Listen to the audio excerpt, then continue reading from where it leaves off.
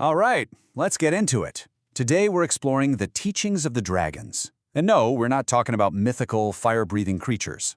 Think of dragons as a metaphor, a symbol for the powerful, untamed parts of ourselves.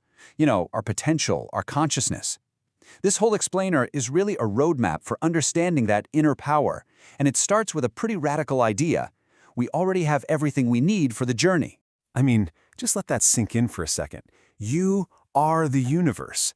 That's the huge idea we're going to unpack today. It's this notion that we are so much bigger, so much more connected than we think we are, that the very essence of the cosmos is humming away right inside of us. The only trick? We just have to wake up to it.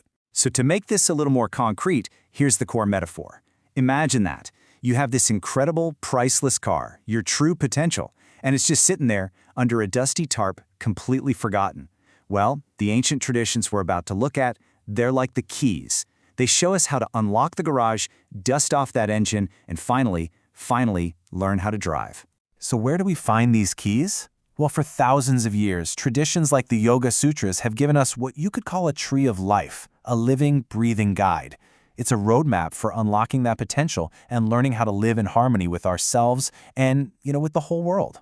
Now, when you hear the word yoga, what do you picture? Probably some pretty intense stretches and poses, right? But the system that the sage Patanjali laid out is so much more than that. It's a complete program for healing your body, your mind, and your soul. It's not just an exercise class, it's a blueprint for how to live. And here's what's so fascinating. This whole journey, it doesn't start with tying yourself into a pretzel. Not at all. It starts right here, with the foundation. The very first steps are the yamas and the niyamas. Basically, a set of ethical ground rules and personal disciplines that shape how we deal with the world around us and with ourselves. So what's the point of all this? What's the goal? Well, it's about a massive shift in how you see everything. It's about moving from a me consciousness to a we consciousness. You're shifting from a world of chaos and fear into one of unity and kindness, where truth isn't just something you argue about, but something you actually live, something you are. Okay, I know this can all sound a little abstract, but believe me, these ideas have had a huge, very real impact on our world. So let's just take one of those principles we just mentioned and watch how it created a ripple effect through history. This is the principle of ahimsa. It means nonviolence. It's a core teaching from another ancient Indian tradition, Jainism. And this quote from the teacher Mahavira lays it out perfectly. The instruction is so simple but so profound. Cause no harm. Period. Now check this out. This is how a single idea can change the world. It starts 2,500 years ago with Mahavira. Millennia later, that same idea influences a Jain philosopher who becomes a mentor to Mahatma Gandhi.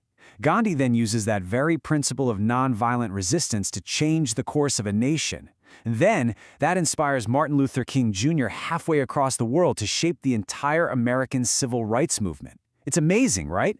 An ancient spiritual concept becomes this powerful modern tool for social change. Now that idea of nonviolence is one of the 5 big ethical restraints. Another one is called aparigraha, which basically means non-possessiveness or non-greed. And if you're wondering if that's still relevant, well, get this. Today, just 8 people own as much wealth as the poorest half of the entire world's population.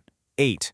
It's a pretty stark reminder of why these ancient ideas still matter so much. Okay, so this whole inner journey thing, it can sound a little overwhelming, right? To make it feel a bit more manageable, there's this fantastic modern metaphor. Just think of life as a video game. A game you're already playing, whether you realize it or not. Of course, these aren't your typical video game levels. The goal here isn't to beat some final boss. The real objective is to gradually free your soul from the weight of karma. The buildup from all your past actions. The more of that you shed, the more your true, brilliant nature gets to shine through. So, how do you play? Well, your character starts out at level 1, the wrong believer. This is kind of the default setting for most of us, just driven by our basic instincts and attachments. But as you progress, you might hit level 5, partial self-control, where you start making conscious, better choices. The game goes all the way up to level 12, where you've basically conquered your inner demons. And then you hit the windscreen, level 14, total freedom. It's a journey from just reacting to everything to achieving true liberation. So, we've got the roadmap, we understand the game levels, but what's the controller? What's the hardware we're playing this game on? Well, it's your own body. And it's not just a body, it's an incredibly sophisticated piece of inner technology.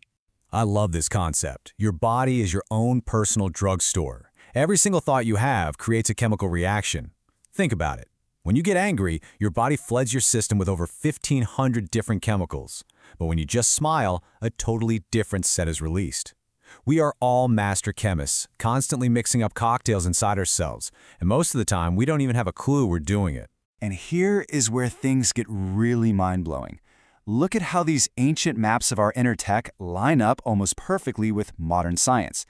For thousands of years, people have talked about these energy centers called chakras.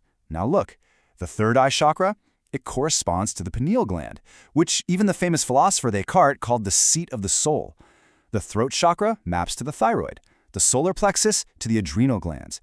It's this incredible moment where ancient wisdom and modern biology just shake hands. Now, if you really want to stretch your brain, consider this idea: panpsychism.